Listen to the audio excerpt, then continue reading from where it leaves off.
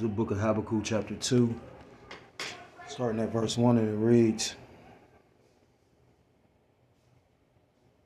I will stand upon my watch and set me upon the tower, and will watch to see what he will say unto me, and what I shall answer when I am reproved. If you were given this wisdom, knowledge, and understanding, if the Holy Spirit is supping with you, you have a duty as an Israelite man to pretty much proclaim onto the nations this truth.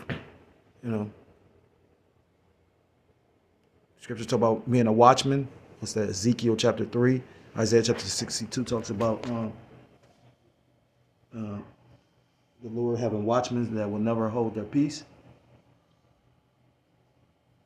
The tower, or the modern day tower, is these computer towers, these cell phones. The way that we pretty much get this information that we present, verse 2, and the Lord Yahweh Ba'ashem Yahushua, that we present onto the people, onto our people, so-called blacks, Hispanics, Native Americans, Seminole Indians, West Indians, and Haitians, God's true chosen people, the biblical Israelites. And the Lord Yahweh Ba'ashem Yahushua, Yahweh meaning he is, he exists, or he to be, Ba'ashem, Ba'as in, Haz, the Hashem his name, Yahushua meaning he saves or he delivers. True names of the Most High God and the Son, who you people ignorantly call God in Jesus Christ, whose true name in the Paleo Hebrew is Yahweh Ba'ashem Yahushua. And the Lord Yahweh Ba'ashem Yahushua answered me and said, write the vision, the prophecy, and make it plain upon tables, that he may run that readeth it. So, we don't need any gimmicks like the beloved elder says. We're supposed to break down this truth plainly, as if you're speaking to a child. Now, some men are more eloquent with their speech and their words. I'm liking on to Moses, where I'm not good with words. Every once in a while, the Lord give me something that may sound clever, but Verse 3, for the vision is yet for a appointed time, meaning the prophecy, but at the end it shall speak and not lie. Though it tarry, wait for it, because it will surely come, it will not tarry. And we're waiting on just a few major prophecies to come to pass. The mass implementation of that micro C-HIP, the tiny technology, the charagma, which we're seeing the infrastructure and the beast system come to life right before our eyes. Like 2nd Ezra chapter 9 talks about, and then the end shall manifest, meaning it suddenly appeared. It's not suddenly appearing, but at the same time, it's like being brought forth overnight. I was listening to a particular elder, that goes into those algorithms, and he was saying, it's not going to take years to do this. And I think about how quickly they build a building. If you ever pay attention to how quickly Esau can erect a building. So it's not going to take very long to pretty much set up the infrastructure for the system. I mean, it's already to a degree in place. They got to build those massive data centers to be able to deal with all the information. And then you got to remember, the devil will intentionally misinform you on purpose, because you never let your left hand know what your right hand do it, unless you're doing something on purpose, or unless you just don't give a fuck. Because I came to the conclusion, of course, I'm not gonna tell somebody if I got $15,000 in a shoebox in my house. I'm not gonna tell nobody that shit. But when you understand that ultimately it's the will of the Lord, I looked at it and meditated on it. When you take time to think about this is truly the Most High's movie. So unless the Most High is with you, it ain't no escaping. I look forward to the Lord bringing it forth. I constantly talk about how tired I am, and I know once the Lord makes his move, that's when we're gonna receive our rest in the kingdom. It says, for the vision is yet for a appointed time, the prophecy, but at the end it shall speak and not lie, because it's going to be made known to the world. These people scoff and mock us, yet still, when these things are out in the open and right before everybody's eyes, you're not going to be able to deny it.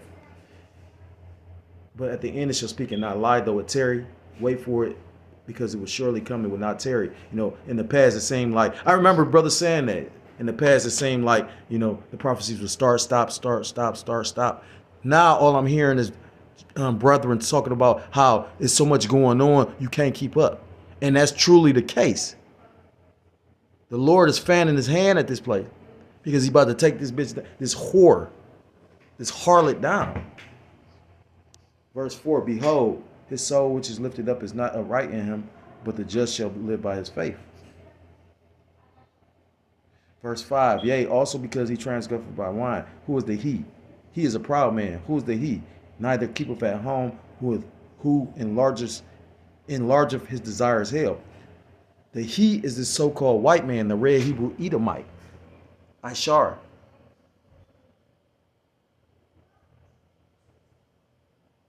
Ishar, I'm pronouncing it wrong.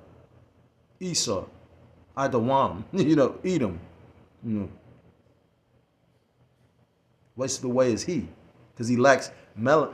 Well, he has melanin. He just, he has less melanin than everybody else. This is the most covetous man on the planet. Scriptures talk about how the Lord or the Heavenly Father allotted every nation their own plots of land. What is he doing? He talking about he want Greenland. He talking about he want this. You know what I mean? Like, this devil's in a warlike spirit, and he's truly showing his horns. He made the statement. He said about deporting Americans. He said he wouldn't care. He could care less. And you still got people trusting and believing in this place, even though they showing you what it is. If you're not down with this man's program, you pretty much are an enemy against the state. And you don't have to be on the highways and hedges. The devil gonna come down with great wrath because he know if he had a short time that anybody's opposed to his ideology of what he's trying to set up. It says, who enlargeth his desires hell, and is as deaf, and cannot be satisfied, but gathereth unto him all nations, and heapeth unto him all people. Verse 6, shall not all these take up a parable against him, and a taunting proverb against him, and say, woe to him that increaseth that which is not his, how long? And to him that ladeth himself with thick clay. When you go into that word clay, it's the word abatya, meaning heavy debts, which this, US dollar is a debt note, which ultimately the whole world is ensnared by. But it was set up that way through the Spirit in order to bring forth this digital, beast system. So with that, I want to start off by giving all praise, all honor, and all glory to called Loyim La Yahweh, by Hashem Yahushai, by Hashem Rachahakodash. Double honors to the elders and to the apostles who taught me this truth. Peace and salutations to the Akim across the four corners of the earth, pushing this truth with faith and with sincerity, as well as risking their lives and their freedom to do so, now more so than ever. Shalom to the Akim and the Akwata to listening and learning, Lord willingly. This is edifying. Shalom to the Israelite foreigners scattered abroad in the land of other nations, appearing like the other nations, but whom subscribe to this truth. To you I say Shalom. Brother Yahweh coming at you with another lesson through the Spirit and through the power of Yahweh by Hashem Yahushai. This lesson is inspired by this video I came across. And I was just thinking I'm gonna play I was gonna play the whole thing, but I don't know if I'm gonna be able to. But I'm gonna play a lot of it. So let me play this. I don't remember if I played it or not. Copyright disclaimer.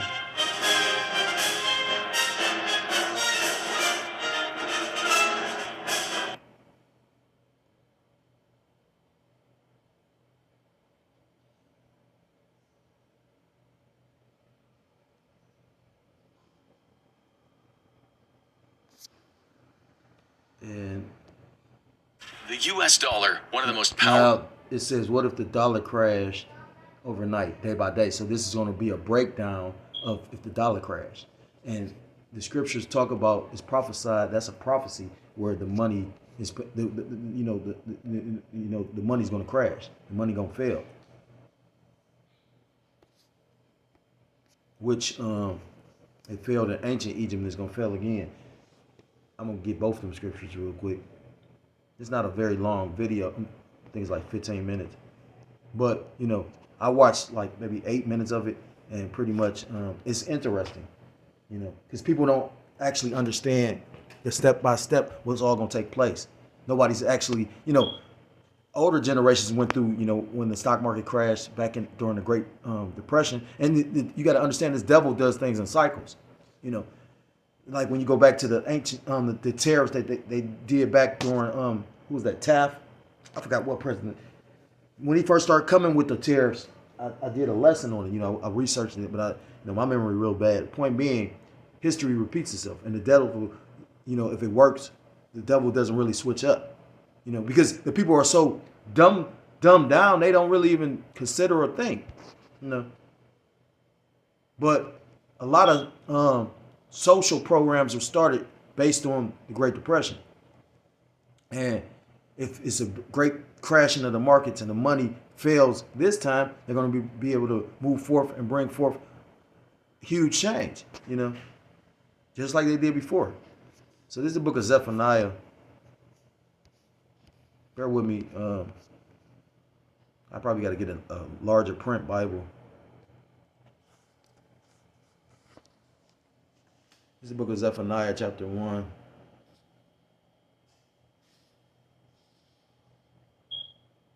And the point is starting at verse 10, and it reads, "And it shall come to pass in that day, saith the Lord Yahweh Ba'ashem Yahushai, that there shall be the noise of a cry from the fish gate." And the fish gate is pretty much like the market, which, that's the ancient fish gate, like the agora. Pretty much any place where money is exchanged, when commerce is done, you got people that gather. That's why scriptures talk about go out to the agora, because you got different nations of people. Like certain places where brothers set up, those are perfect places because of the fact you got all different individuals, all different nations passing throughout there. Where I camp at now is not far from where the brothers camp, but it ain't close either. But it's spiritual because I didn't really realize what I was doing. I happened to be riding down that street one day and I was like, damn, this would be a perfect spot. And I never knew, like when we used to camp, when I was part of the camp, we would always see those fire trucks, but come to find out, it was like it was spiritual because literally I'm where the fire truck be coming from. And I know literally that's where I was supposed to be at, just because the very first day I went out there, the lesson that I had already had set up through the spirit, a Jake, pretty much worked for the banking industry. And he got me, that's again, orating and like and debating, that's a skill set. I don't even like talking. If you ask anybody, I didn't like talking when I was younger. I'm an antisocial individual. So like literally, and I never really trust people. Sometimes I don't even trust myself. But, at the end of the day, that's neither here nor there. But I'm talking about that very same day when I had set up this lesson, an individual come out there, and I got it on camera though, you know what I mean? Like literally, I asked him like, it's the spirit, because I was like, they pretty much make up money through, like, I'm like, if the banks is in trouble, how are y'all lending money? And he was like, pretty much the banks can make up money out of thin air. And he believed in that system.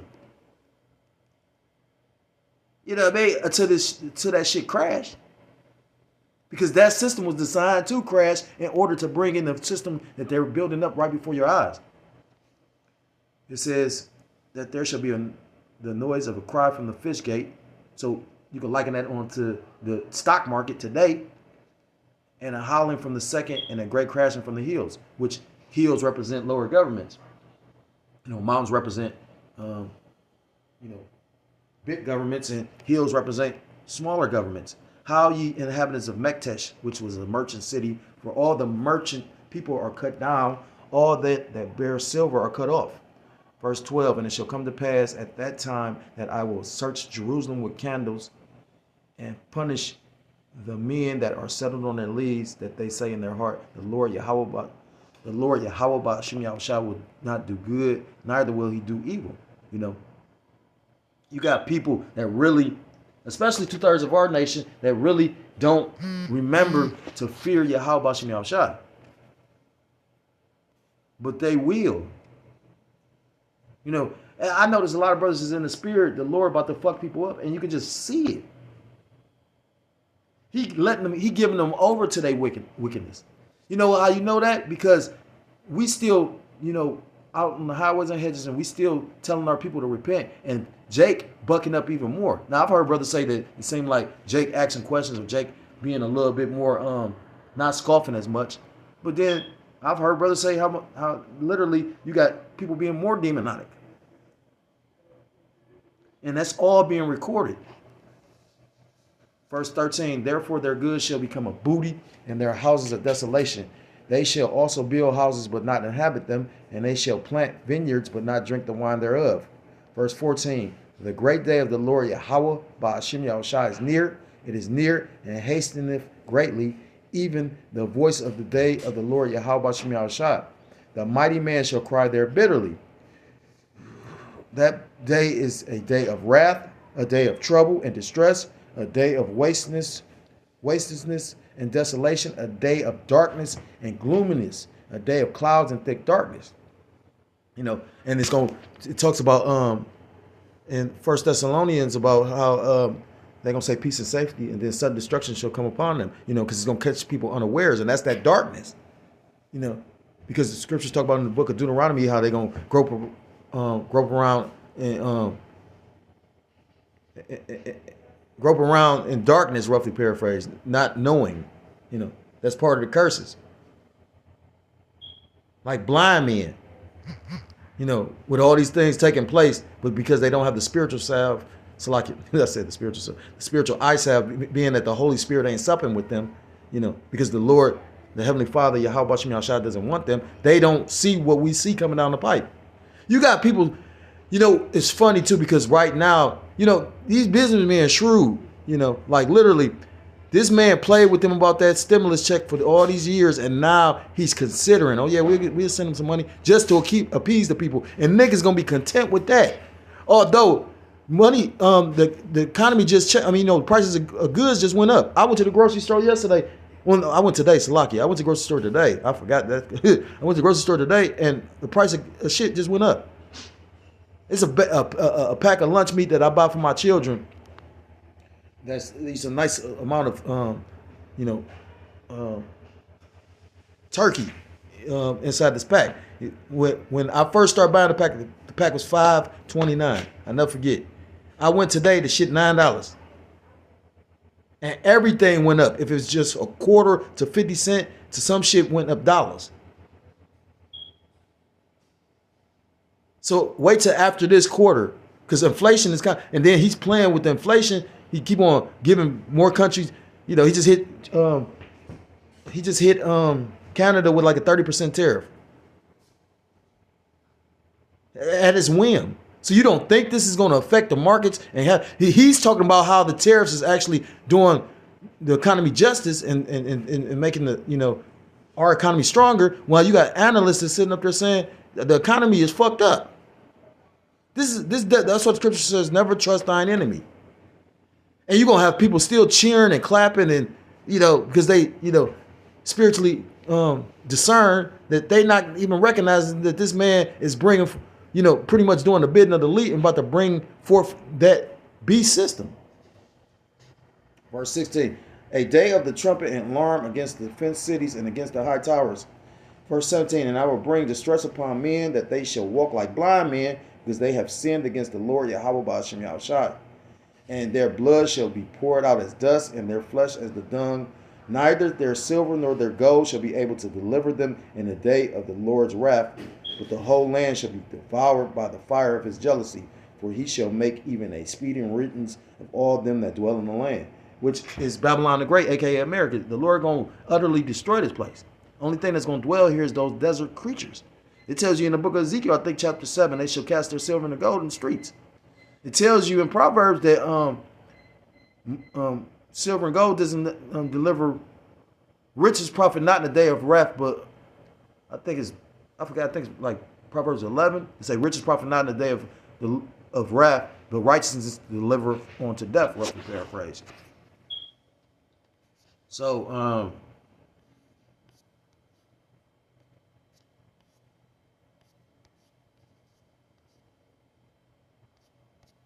I'm gonna start playing it.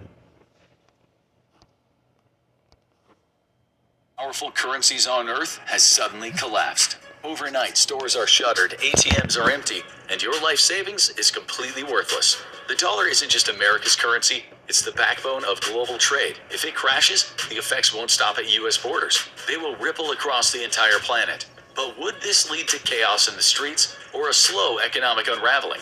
Would other countries bail the US out or take advantage of the collapse? We'll reveal the fallout on today's episode of the Infographic Show. What if the dollar crashed overnight, hour by hour? Hour 1.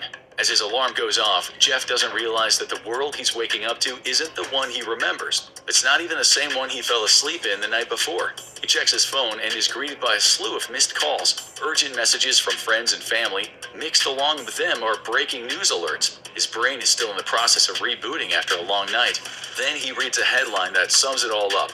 US dollar crashes, value plummets overnight in record-breaking collapse. You don't need a second job. You just need to learn how to talk to AI. To the people over 40 who don't know how to use AI, tomorrow morning we're starting the 28-day AI challenge for beginners over 40. Just 15 minutes a day to level up your life.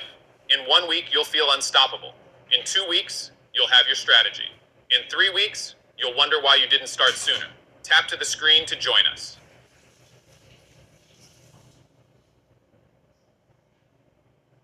Never sue the other driver after a car accident. There's a better way to get paid a way bigger check without having to go to court or pay expensive upfront. Reads a headline that sums it all up. US dollar crashes, value plummets overnight in record-breaking collapse. Immediately, Jeff is out of bed, hurriedly rushing to his computer, booting it up to check his bank account online. He logs in, albeit slowly, as the site is much slower than usual thanks to the sheer volume of other people also trying to log in and view the state of their money. But he manages to get through and he sees his balance. It's exactly as he left it, a modest figure with some savings set aside, barely a cent out of place. Jeff refreshes the tab, waiting anxiously for it to load into his account a second time. But once again, it works and he is greeted by the same numbers. The only difference is, now they're just that, numbers on a screen, with no meaning or value. That money in Jeff's account is literally worthless. He tries to call the bank, the line rings, then an automated voice thanks Jeff for his call. It assures him that while his query is important, the bank is experiencing a higher volume of calls than usual, and places him in the queue. There's hundreds of other callers pushing and jostling to try to get to speak with any bank employee who might pick up the call and answer all of their questions. Pacing back and forth, Jeff turns on the TV, switching the channel over to the news. The coverage of what's... You know what? And that's why the beloved elder said what he said about, you should have money in the bank, you should have money in hand, and you should have, how do you say it? You should have, you should have the real money, some kind of form of the real money. You ain't got to have a lot of it, but, ain't nothing wrong to invest in that. I remember, the only reason why I invested in it is because I heard the elder say it, and literally brothers was doing it. And literally I watched when I bought silver. I had to spend my silver because I got a rough lot. But at the same time, maybe I made my lot hard. He made my bed hard, like the elder said. But that's neither here nor there. I watched it actually, gain value.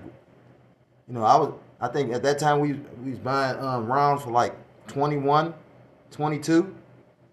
Now silver at like $30 an ounce. So that came in at a clutch moment. I was able to pay rent with that shit and all that. Happening makes it look like something out of a dystopian movie. Grocery stores are packed with shoppers. Shelves have been stripped of Well, product. the point I even stopped it for to speak on was that the fact that they said that pretty much you're going to have all these people trying to call the bank to get to their money, and the bank ain't going to answer. They're going to use the excuse of they got a higher than normal call volume because everybody calling and concerned. But ultimately, it's already laws in place where the bank could just close your account and keep your fucking money. That's all that little paper. That's all that little read between the lines before you sign this type shit. That's all in the documented in there. They could say it looks suspicious activity and close your account. They recently had that happen. But even after the Great Depression, where people, I forgot the one particular brother out of Shah was going into about how Esau stole all that money from Jake from a bank, and you still trusted in your enemy. After the Great Depression, you would think, again, it's certain times they make you have to use, especially nowadays, places still take cash, but it's more convenient to use, even like with renting a property, even with paying a mortgage. Most of these property management companies and mortgage companies, like you probably still can pay with a check or whatever, but they'll set it up that you do everything online. You don't even meet nobody face to face. And that's the current system we about to be in, especially as far as government and all that. The government is basically taking a step back. So when it comes down to you need to talk to somebody about your SSI payment, you know, that's just like with unemployment or, you know, job and family services. You know how difficult it is to get in touch with somebody. You know, you don't have one particular caseworker anymore that you met and that had to deal with your specific case. I don't even know how they do it anymore. Showing you how much times have changed. But again, showing you how foolish the people are, that, you know, history repeats itself. And this time when history repeats, it's going to really, like, change the world. As people jostle and tussle with each other, some even starting full-blown fistfights over goods. But nobody can buy anything. Their money, after all, has zero value. Across the United States, stores are being looted by opportunists. All manner of chaos ensuing as people struggle to process this new reality. Gas stations are preventing cars from entering and filling up at the pumps, unless the drivers can fork over something valuable in exchange for fuel. It's a nightmare. Jeff opens up his wallet and takes a look at a few loose notes on hand. A crumpled 20, a few 10s, it's barely $100 in total. Panic quickly sets in, and he feels an intense tightening in his chest. Hour 2. Jerry is an economist, and he's one of many who have been woken up early with a seemingly impossible task: fixing the mess. There's a lot of urgency, verging on total panic, but Jerry is at least brushed up on his economic history, enough to know that there is a precedent for this. Not a good one, mind you. It's not the first time in human history that a country's currency has collapsed. During the 1920s, Germany saw the value of their currency drop so low that citizens were forced to use stacks of cash as kindling for fires in order to heat their homes. The money was literally worth less than firewood. Hyperinflation in Venezuela had such severe effects that the prices of simple everyday purchases like coffee doubled every 18 days. And at the height of the financial crisis in Zimbabwe, the country's government printed $1 trillion bill to try to boost their economy. And those couldn't even match the price of a loaf of bread. Though the main difference between those examples and this one is, this time it's not just one country affected. The fallout of the collapse of the dollar could be felt across the entire globe. And that was set up and done by design. You know, when, you know, the devil basically made that that deal to actually basically make the American dollar the petrodollar, because all nations rely on oil, and in order to buy oil, you had to pretty much convert your cash into convert your money into American dollars, and that's what made Babylon the Great a very, very, very wealthy country. You know, and although the devil was losing his power, what a lot of individuals don't understand is they're trying to do the petrodollar 2.0, but they're trying to do it, guess what? Digitally. And that's one of the things that that devil did when he was on that G7 summit. He went and visited the House of Saud and pretty much got certain commitments. They committed to invest in so much money, and Babylon the Great committed to they're going to supply them with arms and technology and yada, yada, yada. And that's why DJ Trump is literally trying to talk about how Babylon the Great is going to be the innovator and at the forefront of this technology. The US dollar has long been considered the reserve currency for the whole world. To put it simply, if you were in any country in the world and offered a local resident a $100 bill, they're pretty likely to take it. They're likely able to exchange it for a pretty decent amount of their own native currency, especially if it's one that the US dollar has a positive value against. It's widely trusted that the dollar will retain a level of value, and that means that it can be used by a holder to pay for goods and services, and be exchanged for local currencies by recipients. The same can't be said for most other currencies in the world. We're Phoenix Energy, a family-owned oil company focused on unleashing American oil from North Dakota and Montana. Same can't be said for most other currencies in the world. For example, the Venezuelan bolivar is far less likely to carry that same level of trust that the dollar has internationally.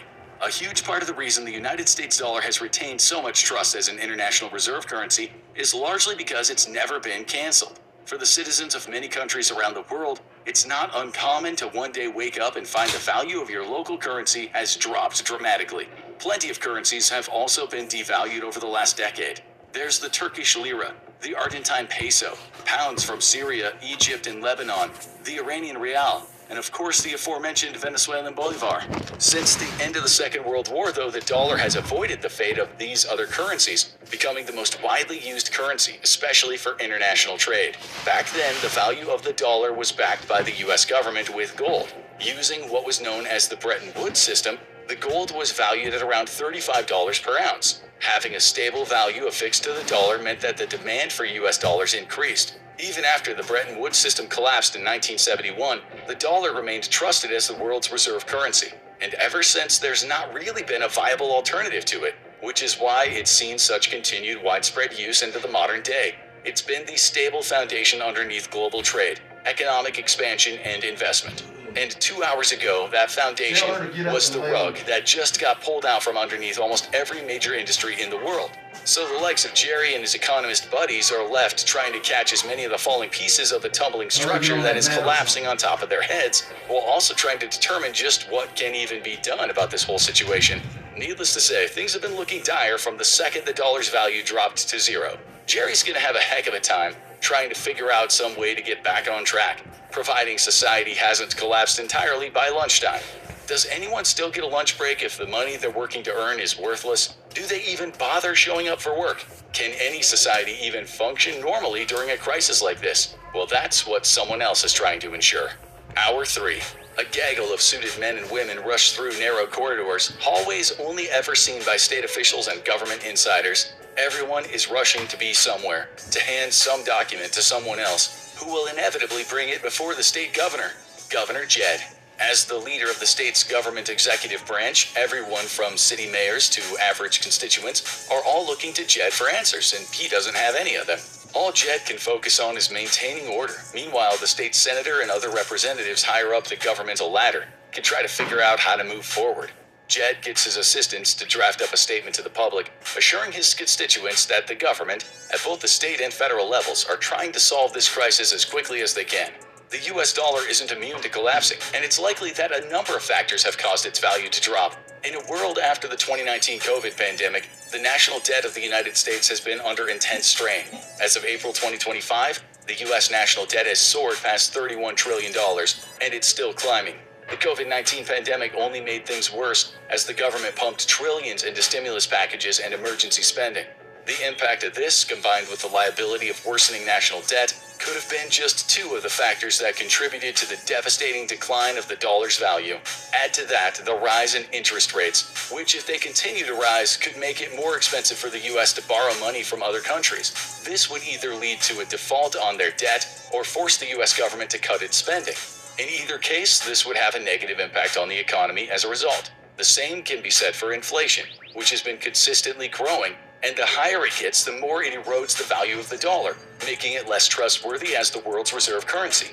If enough countries and international trade and economic partnerships like BRICS, which includes Brazil, Russia, India, China, South Africa, Egypt, and Ethiopia, among others, were to reject the dollar for another currency, then this could be what causes the dollar itself to collapse. At any rate, that's already come to pass in this scenario. With the dollar's value now at zero, there is little chance that the US can call on other countries for a loan to bail them out. While a negotiation of some kind might be reached, we're still only a few hours into this financial fiasco. Even someone in a position of institutional executive power like Governor Jed is This is how I would master AI in 2025 if I was over 35 years old with no tech background. So this is how I became the most dangerous person in the room. One habit changed everything. executive power like Governor Jed is pretty much helpless to solve the problem at hand. All he can do is read through the statements prepared by his team before he's rushed off to a press conference where he can assure everyone that everything will be fine, all while knowing full well things are only going to get worse. Hour 12. Some of the initial rioting and looting has died down, but there are still pockets of discontented people dispersed throughout the entire U.S. In order to regain control of the population, martial law comes into effect. The government hands down orders to state representatives like Governor Jed to mandate curfews on citizens, restricting everyone's movement. The initial focus isn't just on fixing the economy, but also maintaining order and preventing civil unrest before American society tears itself apart. Earlier in the day, some retailers, like the one Jeff works for, issued a statement advising their employees to stay home and avoid coming to work.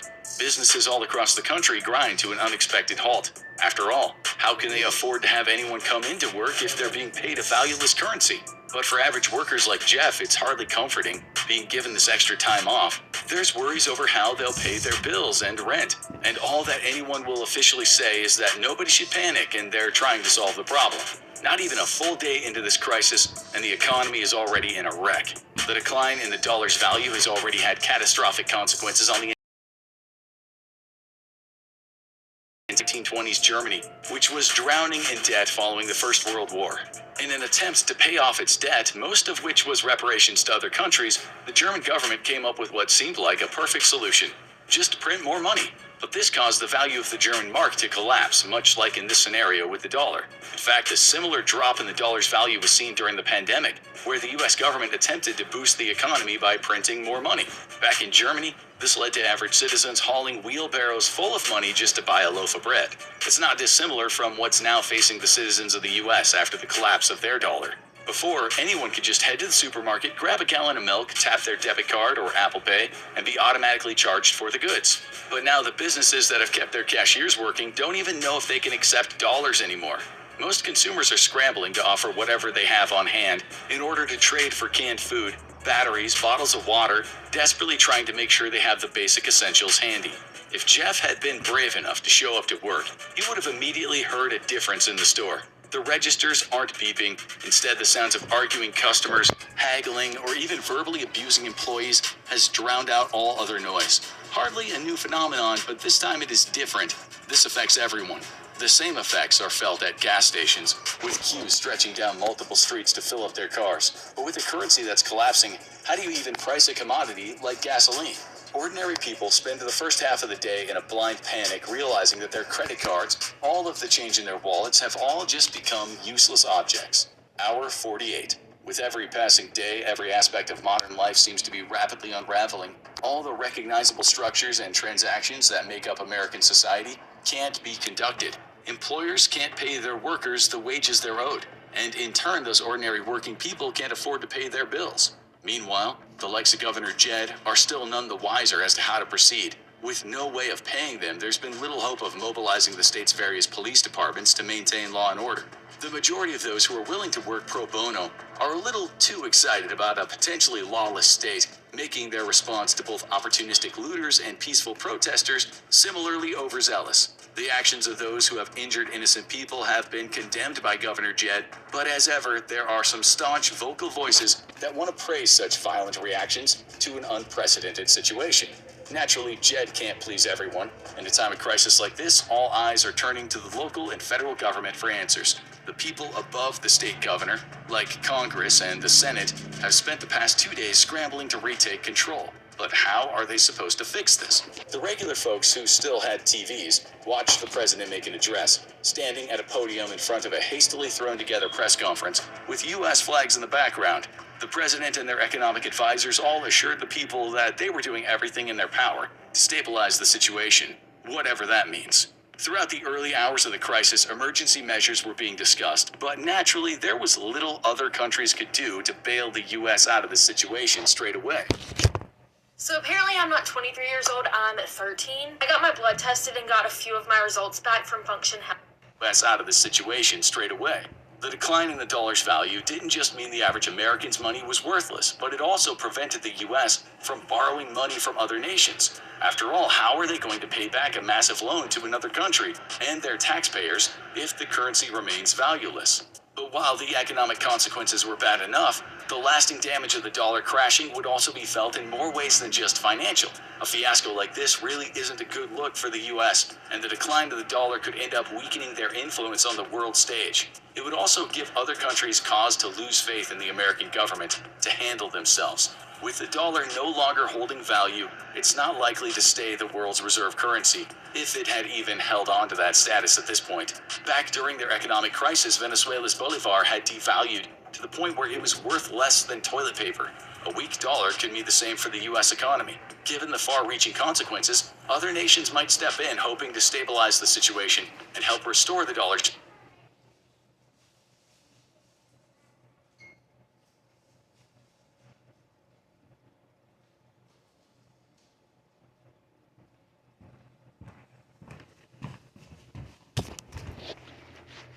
That's crazy.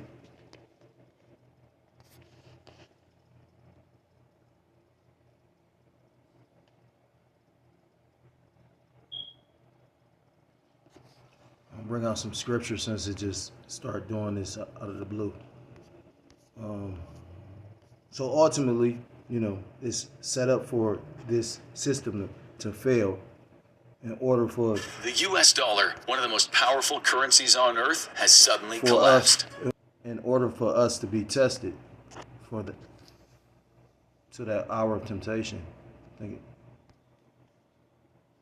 Are you looking for a way to generate an income from the comfort of your own home? Whether you're missing out on precious... If it had even held on to that status at this point. Back during their economic crisis, Venezuela's bolivar had devalued to the point where it was worth less than toilet paper.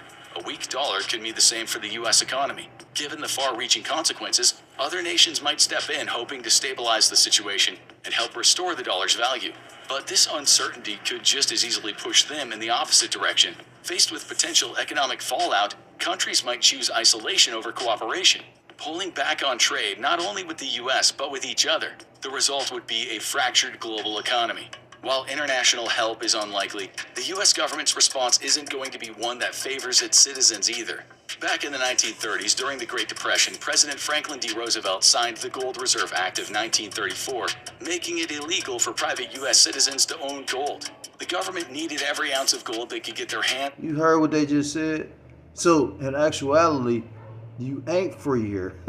Well, even back then, people told the land of the free and the hope of the brave, but then they told you, oh, you can't own gold, even though you purchase this yourself. It's laws on the books that pretty much at certain times of crises, the government can come seize your shit from your home to your automobile.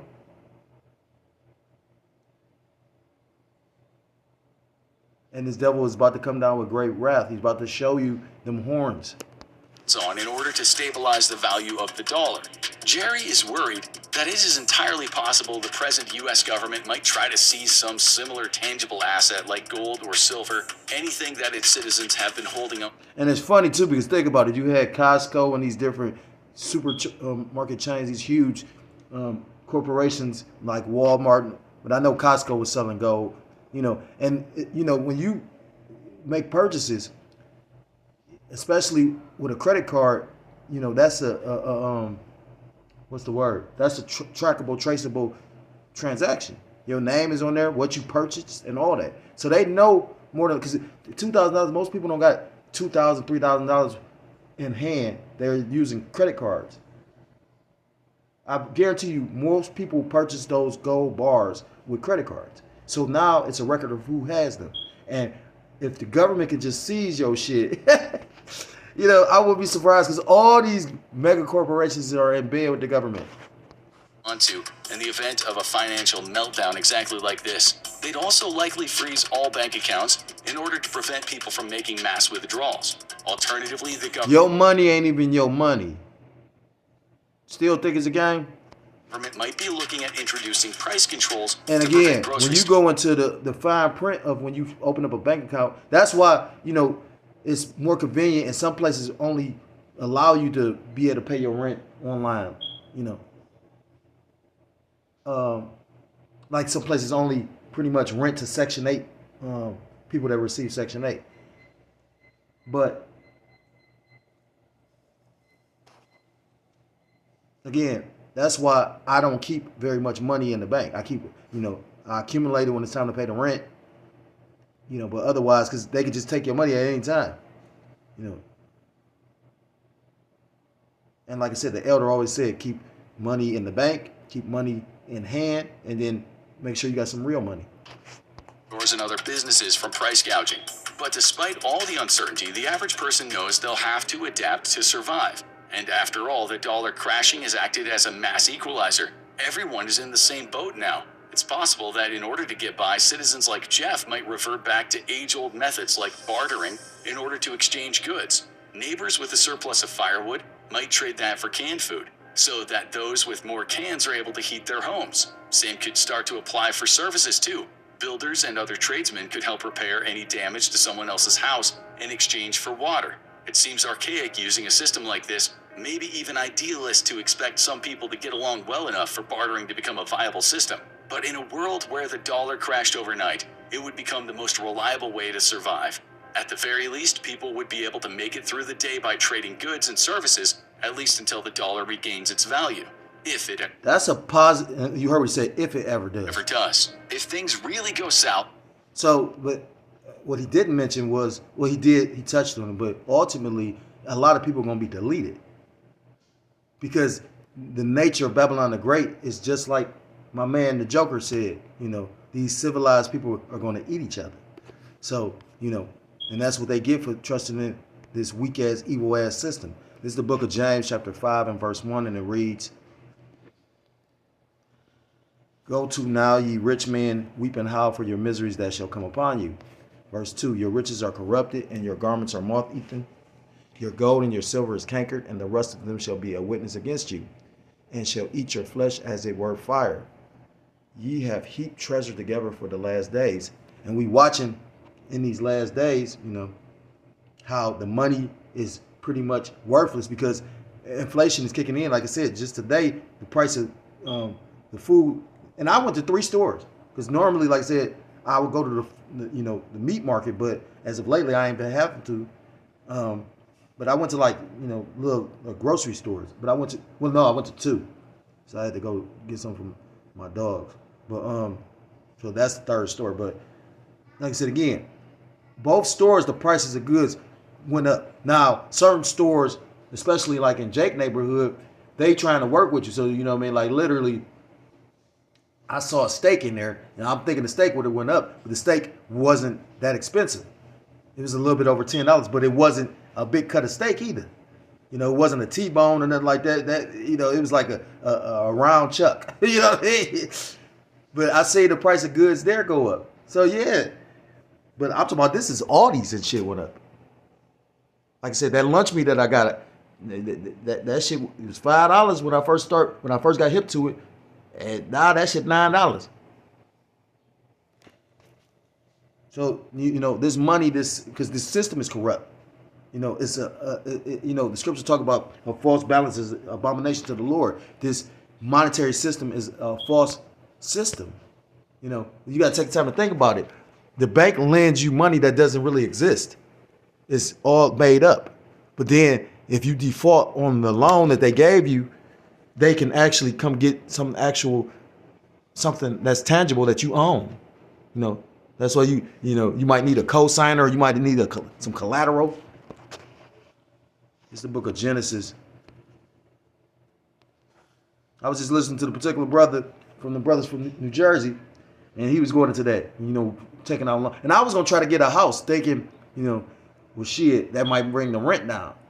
And, at the last minute, it was all the spirit, everything I kept on looking at was all fucked up. I would have to clean the house, and I'm like, or I would have to take out a bigger mortgage, and I'm like, I'm not about to do that. I was thinking I could, boom, boom, get a little house in the hood. Is that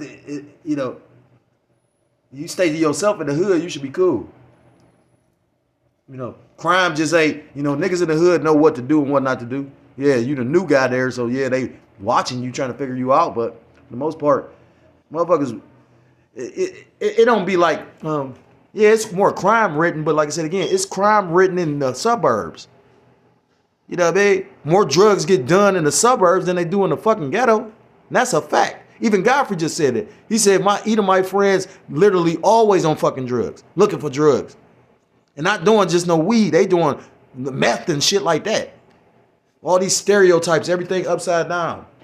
It's the book of Genesis chapter 47 and verse 13, starting at verse 13. "And there was no bread in all the land, for the famine was very sore, so that the land of Egypt and all the land of Canaan fainted by reason of the famine."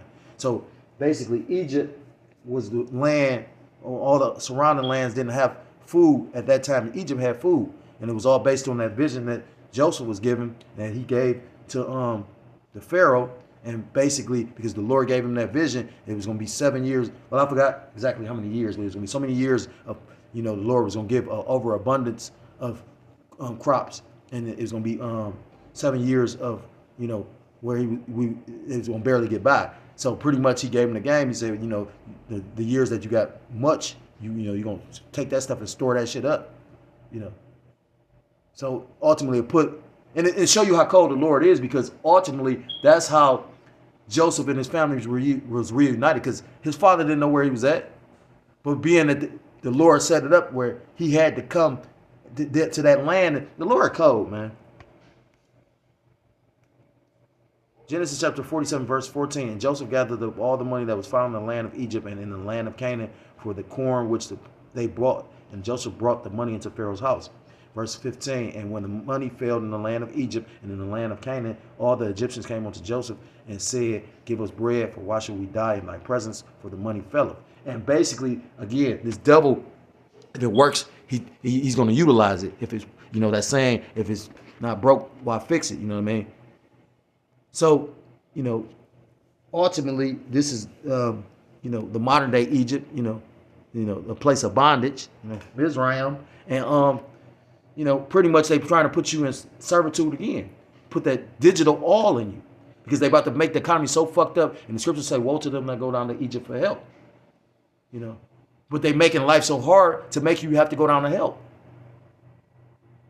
And he's about to literally separate those that's with this shit and going to be a sheeple, and those that's going to rebel and buck up against it. And you're going to have way more people go with the flow of it, as opposed, I remember I worked at this particular job, and this nigga was such a demon. This nigga was such a demon. I'm talking about, I used to tell Jake about him. They used to, it was entertainment to a degree for them. But, I'm up there ranting, but at the same time, we joking about the shit. This nigga, I remember when they was talking about the metaverse. Now, we know the truth. So I'm listening to that. Nigga was like, I can't wait to see that metaverse. What's that about? And I was just like, this nigga, and I told him the truth. You know what I mean? Like, I literally told him the truth. And, but he just he was a weird ass dude. You know what I mean? Like, type of nigga that, he just was a weird dude. You know what I mean? He running back telling Esau. He running back telling Esau what I'm saying about Esau, but Esau ain't seeing me say about, like, they literally seeing that he jealous of me. I mean, I've had that happen a couple times too. You go to a job, it's the guy that had the job before you, training you, but for whatever reason, I guess, he was just like intimidated or something like that. And come on, it wasn't nothing to get jealous about. Like, we up here, this is a job, we getting dirty and shit. And ain't no bitches in here and nothing like that. Like, it was one bitch and she looked like a man. You know what I'm saying? Like, it wasn't a great job. I mean, at the end of the day, like, it's actually probably hazardous to your health. We dealing with, corrosive, and we dealing with all these chemicals. We, what I mean, like, and not getting top dollar. What you supposed, I'm talking about. It's dangerous to the point because you're in a confined space. You got to get a certification for that to work in a confined space. You think they had the certification? Niggas just stupid. That's why the Lord gonna kill niggas. This is the book of Isaiah chapter 32. And that's why the scriptures, what was that Zephaniah said, the Lord gonna punish the men that are on their leads. The scriptures talk about, and I'm gonna just quote it, Isaiah chapter 32, rise up you women and depart, for this is not your rest. So you got to come up out of this place, because ultimately we about to come into some serious deadly times. This is the book of 2nd Ezra chapter 15, starting at verse 18. For because of their pride, the city shall be troubled, the houses shall be destroyed, and men shall be afraid. When this dollar crash, you're gonna see, like the Joker said, these civilized people gonna eat each other, because that's the nature of Esau Edom. I was listening to a particular elder. He was like, he's sitting back. He playing his hand correctly. He's sitting up there, he getting information out of them, but not giving them a lick of information. And he was like, he could tell that they ready. Those true red-blooded Edomites that's talking about, they going to defend house and home and come try to take your shit. They going to do an Alex Jones. I will eat you to feed my family. And the thing is, he wasn't bullshitting when he said that. Edomite, I was watching Joe Rogan. It was like just one of the little shorts. You got the Edomites, they eating wolves and shit to survive. Bear. I mean, Esau Edom pretty much ate every animal on the planet. Fuck, you gonna eat a wolf? A wolf eat other animals. So that means that meat is so fucked up. You fuck around, catch a disease if you don't cook that shit right. Fucking demon.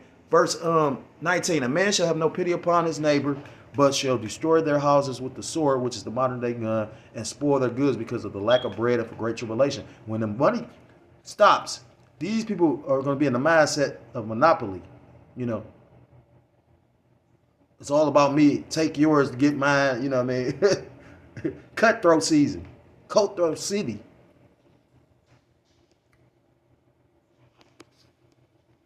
So I'm going to end it with this. This is the book of, I could get Jeremiah. This is the book of Ezekiel chapter 7. I ain't mean to go this long with this. Ezekiel 7 and verse 5. And it reads, thus saith the Lord Yahweh Ba'ashem Yahushai, power and evil, and only evil behold is come. And evil is a compound word, eve, time, ill, bad. So we already in bad times. Like this is literally I saved that TikTok rant. You got individuals. I don't get on TikTok like that. You know, I got a female friend and she send me like little certain shit on TikTok. You know, she got a little TikTok store or whatnot. You know, but at the end of the day, I don't really fuck with it. I mean, I watch a video here and there, but people are really like, I mean, the mirth is truly gone. Isaiah chapter 24. And like I said again, just so happened I had to go to the grocery store because, you know, I got a busy life and weekend, so I'm trying to get it off today. I go today, I'm talking about, first thing I notice, because I'm looking at prices all the time. I got a household, so I'm looking at prices and I'm like, hold up, that shit jump. If it's just a quarter, that quarters add up. You get what I'm saying? Especially people that's on fixed incomes and shit like that. Think about this. You know, that's the whole purpose. Because like a female said, she said prices don't go down, they go up. Each year, like with Social Security and certain things, they actually add an increase because the price each year, things go up. Verse 6, the end is come, the end is coming. Watch it for thee, behold, it is come. Skipping to verse 25, destruction cometh, and they shall seek peace, and there shall be none. The time of peace is over with. Now we coming into the time of judgment. This is the book of Jeremiah chapter 51. I'm going to get to the point, verse 6. And it reads, flee out of the midst of Babylon and deliver every man his soul. Be not cut off in her iniquity, for this is the time of the Lord's, or this is the time of the Lord Yahweh Ba'ashem Yahushai's vengeance. He will render unto her a recompense, or a reward, or a payment. Scriptures talk about this place, the sins of this place have reached onto the heavens. And now we coming into the time of judgment. That's why you've been seeing all this different. I mean, you know, everything heating up. You got, again, I know for a fact there's been 2 incidents between Russia and Babylon the Great. I know Babylon basically intercepted some Russian planes. I think they was like near Canada recently, like either last week or the week before. And now he just sent those nuclear submarines. So this shit about to go down. Get your mind right, get your spirit right, get your house in order. Because judgment is in the air, you know.